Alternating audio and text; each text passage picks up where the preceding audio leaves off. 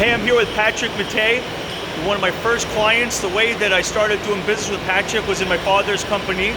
As soon as I started Wealthy Commercials, I reached out to him because we did business together in the past. And I said, hey, Patrick, this is what I'm doing. And he gave me a shot, and I'm forever grateful. This is what they produce. They manufactured carbide manufacturing tools, and we made a video for them when we first started. Maybe we'll walk and talk and you can tell them how to use our product. Well, we use the Merrill's video and trade shows, and when I visit clients, the advantage too is that we don't have to really have the customer move to come here because we go overseas into different countries. So bring the video is really bringing my company to them, showing them exactly what we do and what we have as equipment.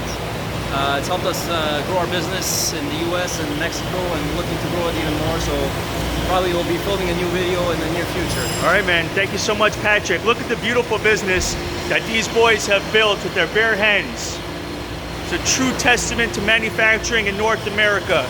Chinese, we don't need your carbide. We got our own.